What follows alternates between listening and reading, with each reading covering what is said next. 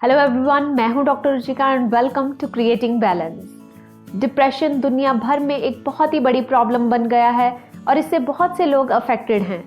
सिर्फ बड़े ही नहीं बल्कि बच्चों में भी ये बहुत कॉमनली देखा जाने लगा है। इसके साथ साथ कुछ लोगों को तो ये पता भी नहीं होता कि उन्हें डिप्रेशन है। इसलिए ये बहुत ज़रूरी है कि ज़्यादा से ज़्यादा लोग इसके बारे में अवेयर हों और इसे एक सही तरीके से डील किया जाए। आज के इस वीडियो में मैं बात करूंगी डिप्रेशन के लक्षणों के बारे में। कौन से ऐसे लक्षण हैं जिनसे हमें पता चल सकता है कि हमें या हमारे आसपास किसी को डिप्रेशन की प्रॉब्लम है, और फिर हम उसे सही टाइम पर और सही तरीके से डील भी कर पाएंगे। और साथ ही मैं डिस्कस करूंगी कुछ ऐसे सिंपल तरीकों के बारे में जिससे कि हमें डिप्रेशन से डील करने में हेल्प मिलेगी। तो चलिए शुरू करते हैं वीडियो। डिप्रेशन बेसिकली एक मूड डिसऑर्डर है जो कि हमारी पूरी लाइफ को अफेक्ट करता है।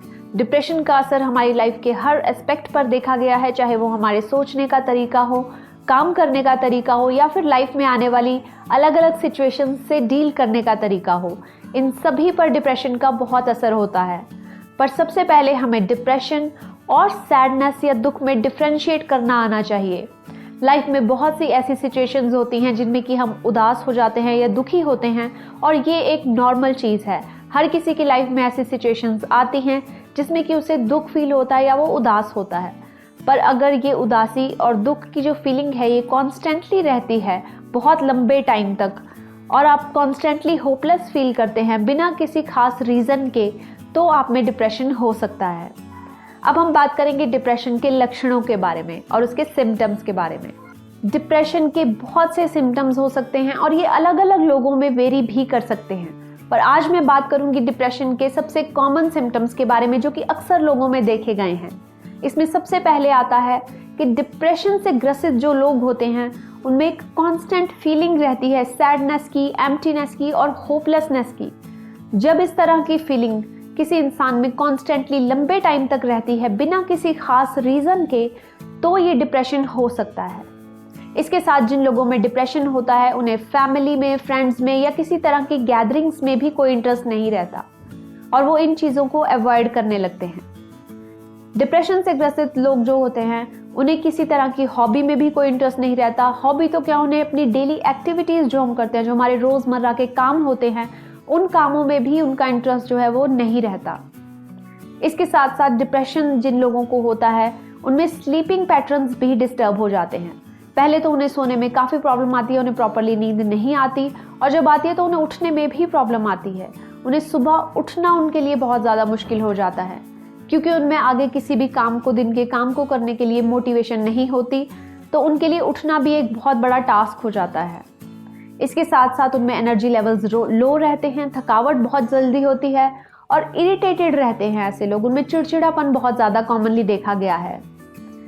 उन्हें कंसंट्रेट करने में और फोकस करने में भी प्रॉब्लम हो सकती है। कंसंट्रेशन और फोकस में प्रॉब्लम होने के साथ साथ उनकी डिसीजन मेकिंग भी अफेक्ट होती है डिप्रेशन से। जिन लोगों को डिप्रेशन होता है उनमें डिसीजन मेकिंग कैपेसिटी जो होती है वो अफेक्ट हो जाती है और वो सही डिसीजन नहीं ले पाते, और उन्हें डिसीजन लेना एक बहुत ही मुश्किल काम लगता है। वो डिसीजंस जल्दी से लेना नहीं चाहते, चाहे वो छोटे डिसीजन हो या बड़े डिसीजन हो। इसके साथ साथ कुछ लोगों में जिन्हें डिप्रेशन है उनमें ड्रग अब्यूज़ की टेंडेंसी भी देखी गई है और वो ड्रग्स लेना भी स्टार्ट कर सकते हैं। अब हम बात करेंगे कुछ ऐसे सिंपल तरीकों के बारे में जिनसे कि हम डिप्रेशन को अर्ली स्टेजेस पर ही डील कर सकते हैं आसानी से। अब क्योंकि डिप्रेशन एक माइंड से रिलेटेड प्रॉब्लम है तो इसका सल्यूशन भी हमारे माइंड में ही है। डिप्रेशन का सबसे पहला सल्यूशन हमें अपने माइंड में ही ढूंढना पड़ता है। अब डिप्रेशन जो है वो बेसिकली एक फीलिंग है और फीलिंग्स हमेशा अराइज होती हैं हमारे थॉट्स से। जब हम जाने अनजाने कॉन्स्टेंटली नेगेटिव थॉट्स क्रिएट करते रहते हैं तो हमारी फीलिंग्स जो हैं वो भी नेगेटिव होने लगती हैं और अल्टीमेटली ये कन्वर्ट होती हैं डिप्रेशन में। इसलिए डिप्रेशन से डील करने से पहले सबसे ज़्यादा ज़रूरी है कि हमें अपने थॉट्स और अपने माइंड से डील करना होता है। अब जब भी हम हेल्थ की बात करते हैं, फिजिकल हेल्थ की बात करते हैं, तो उसमें दो चीज़ें जो हैं सबसे इम्पॉर्टेंट मानी जाती हैं। पहली है हमारी डाइट और दूसरी है हमारी एक्सरसाइज। यही सेम चीज़ हमारी मेंटल हेल्थ पर भी लागू होती है।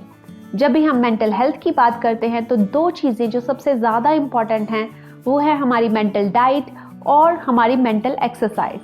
अब सबसे पहले हम बात कर लेते हैं मेंटल डाइट की। आखिर क्या है मेंटल डाइट? अब बेसिकली हम जो भी कुछ देखते हैं, सुनते हैं, कहते हैं या फिर करते हैं, हर चीज़ हमारी मेंटल डाइट का एक हिस्सा है। कई बार नॉलेज के लिए या एंटरटेनमेंट के लिए हम अपने आप को बहुत सारी नेगेटिव चीज़ों से एक्सपोज कर देते हैं, जैसे कि वायलेंट मूवीज़ देखना, नेगेटिव न्यूज़ सुनना। इन सब चीज़ों का हमारी मेंटल हेल्थ पर इफेक्ट होता है। इसीलिए इन चीज़ों को कॉन्स्टेंटली देखने से हमारे अंदर नेगेटिव थॉट्स ही अराइज होते हैं और ये हमारी मेंटल हेल्थ को बहुत ज़्यादा अफेक्ट करते हैं।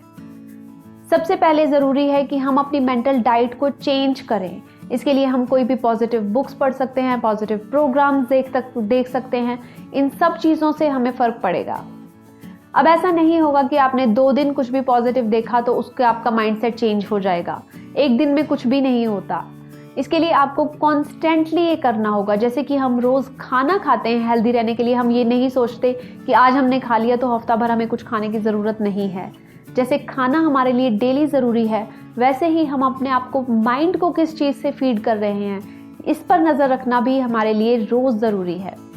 इसलिए डेली बेसिस पर अपने आप को नेगेटिव चीज़ों से बचाकर और पॉजिटिव चीज़ें अपने माइंड के अंदर डालकर हम अपनी मेंटल हेल्थ को इम्प्रूव कर सकते हैं। अब मेंटल डाइट के बाद आता है मेंटल एक्सरसाइज। फिजिकली तो हमारी बॉडीज़ आजकल लेस एक्टिव हो गई हैं। पहले के कंपैरेटिवली हमारा एक्टिविटी लेवल्स बहुत कम हो गया है। हमारे एंसेस्टर्स के कंपैरेटिवली हमारे जो डेली काम है वो 10-15% भी नहीं रह गए हैं। पर मेंटली हमारी जो एक्टिविटी है वो बहुत ज़्यादा बढ़ गई है। हमारे थॉट्स बहुत तेज़ी से चलते हैं। हम कॉन्स्टेंटली किसी ना किसी इन्फॉर्मेशन से हमें फीड किया जाता है, चाहे वो इंटरनेट के थ्रू हो या टीवी के थ्रू हो, किसी भी सोर्स के थ्रू हो, पर कॉन्स्टेंटली हमारे अंदर कुछ ना कुछ इन्फॉर्मेशन जा रही है। अब जितनी इन्फॉर्मेशन जाएगी उतने ही हमारे थॉट्स भी तेज़ी से चलेंगे। इसलिए जैसे फिजिकली हम एक्टिव कम हो रहे हैं तो उसके लिए बेस्ट चीज़ है कि हम अपने एक्टिविटी लेवल्स को बढ़ाएं। पर मेंटली क्योंकि हमारी एक्टिविटी बहुत ज़्यादा बढ़ गई है तो उसके लिए अच्छा ये है कि हम अपनी मेंटल एक्टिविटी को थोड़ा कम करें और माइंड को थोड़ा रिलैक्स करें। इसके लिए सबसे बेहतर चीज़ है मेडिटेशन। अब शुरू में हो सकता है कि मेडिटेशन करने में प्रॉब्लम आए, क्योंकि हमें बिल्कुल भी शांत रहने की या कम सोचने की आदत ही नहीं है। इसलिए ये चीज़ हमारे लिए मुश्किल हो सकती है। इसलिए मैं सजेस्ट करूँगी कि आप शुरू में गाइडेड मेडिटेशन का सहारा ले सकते हैं और फिर आप अपने आप कर सकते हैं कंटिन्यू।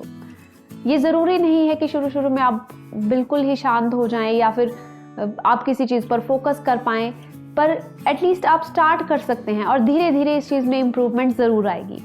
अब जैसे कि फिजिकल लेवल पर कोई भी हेल्दी डाइट लेना या फिर रोज़ एक्सरसाइज करना इजी नहीं होता। इसके लिए हमें एक्स्ट्रा एफर्ट डालना पड़ता है, हमारी मेहनत लगती है इस चीज़ के लिए। वही चीज़ माइंड के लिए भी है। शुरू में आपके लिए नेगेटिव थॉट्स को रोकना या फिर नेगेटिव चीज़ों से एक्सपोज होने से अपने आप को बचाना ये मुश्किल हो सकता है। इसी तरह से शुरू में शांत रहना या मेडिटेशन करना भी बहुत लोगों को मुश्किल लग सकता है, पर जो चीज़ करनी पड़ेगी वो तो करनी ही पड़ेगी, क्योंकि इसके बिना और कोई ऑप्शन नहीं है। अब सबसे पहले बात ये आती है कि हमें अपने आप को शुरू में बहुत ज़्यादा ओवरलोड नहीं कर देना है, हमें बिल्कुल थोड़े से स्टार्ट करना है। इसके लिए आप सिर्फ एक यही काम कर सकते हैं कि आप कुछ भी नेगेटिव चीज़ देखने की बजाय पॉजिटिव देख सकते हैं। अब खुद से बैठ के बुक्स पढ़ना तो हो सकता है कि कुछ लोगों के लिए मुश्किल हो, पर देखना तो आसान है। इंटरनेट पर सब कुछ अवेलेबल है। आप नेगेटिव चीज़ की जगह पॉजिटिव चीज़ें देखना प्रेफर कर सकते हैं। ये चीज़ आप इजीली अपनी लाइफ में इंक्लूड कर सकते हैं। इसीलिए इन्हीं चीज़ों से थोड़ी चीज़ों से स्टार्ट करें और फिर धीरे धीरे अपना लेवल बढ़ाएं। एकदम से सब कुछ चेंज करने की कोशिश ना करें। अब और भी बहुत सारे फैक्टर हैं जो डिप्रेशन से डील करने में हमारी हेल्प कर सकते हैं। इसमें सबसे पहले आता है फिजिकल एक्सरसाइज। एक्सरसाइज टेम्परेरीली हमारी बॉडी में जो फील गुड केमिकल्स होते हैं उन्हें बूस्ट अप करने में हेल्प करती है, और रेगुलर एक्सरसाइज हमारे ब्रेन को पॉजिटिव वेज में रिवायर करने में भी हेल्प करती है। इसके साथ साथ बहुत सारी स्टडीज़ में ये भी पाया गया है कि लॉन्ग टर्म एक्सरसाइज से डिप्रेशन से डील करने में बहुत हेल्प मिलती है। अगर शुरू में आपको एक्सरसाइज करना आसान नहीं लग रहा और आप नहीं कर पा रहे तो आप सिर्फ एक सिंपल वॉक से भी स्टार्ट कर सकते हैं। अगली जो चीज़ है डिप्रेशन से डील करने में जो बहुत इफेक्टिव है वो है सोशलाइजिंग। कई स्टडीज़ में ये पाया गया है कि जो लोग सोशल होते हैं, जिनका सोशल सर्कल बड़ा होता है, उन लोगों में डिप्रेशन की प्रॉब्लम नहीं होती। इसलिए ये बहुत ज़रूरी है कि आप ज़्यादा से ज़्यादा टाइम अपनी फैमिली, फ्रेंड्स, इन सब लोगों के साथ बिताएं ताकि आप डिप्रेशन से डील कर पाएं। अगली चीज़ जो डिप्रेशन से डील करने में बहुत ज़्यादा हेल्पफुल हो सकती है वो है एक हेल्दी डाइट लेना। अब वैसे तो कोई ऐसी मैजिक डाइट नहीं है जिससे एकदम डिप्रेशन ठीक हो जाए, पर ओवरऑल हेल्दी डाइट लेने से डिप्रेशन से डील करने में बहुत ज़्यादा हेल्प मिलती है। कुछ एविडेंस से ये भी पता चला है कि अपनी डाइट में ओमेगा 3 फैट्स और फॉलिक एसिड इंक्लूड करने से डिप्रेशन से डील करने में बहुत हेल्प मिलती है। इसके साथ साथ एक हेल्दी डाइट लेने के साथ साथ बहुत ज़रूरी है कि अपनी डाइट में आप कैफीन और सोडा के इनटेक को कम से कम रखें। इन चीज़ों को ज़्यादा ना लें, इससे भी आपको डिप्रेशन से डील करने में हेल्प मिलेगी। अगली चीज़ जो डिप्रेशन से डील करने में हेल्प करती है वो है एक अच्छी नींद लेना। डिप्रेशन के पेशेंट्स में स्लीपिंग डिसऑर्डर्स बहुत कॉमनली देखे जाते हैं। या तो उन्हें नींद ही नहीं आती प्रॉपरली या फिर वो बहुत ज़्यादा सोते हैं, और इन दोनों ही कंडीशंस में उनके जो सिम्टम्स हैं वो एग्रीवेट हो जाते हैं। इसलिए ये बहुत ज़रूरी है कि एक फिक्स्ड स्लीप और वेकअप रूटीन रखा जाए, सही टाइम पर सोया जाए और सही टाइम पर उठा जाए। इससे डिप्रेशन से डील करने में बहुत हेल्प मिलती है। इन सभी टिप्स को फॉलो करके जो मैंने इस वीडियो में बताई हैं, आप डिप्रेशन को इनिशियल स्टेजेस पर ही कंट्रोल कर सकते हैं।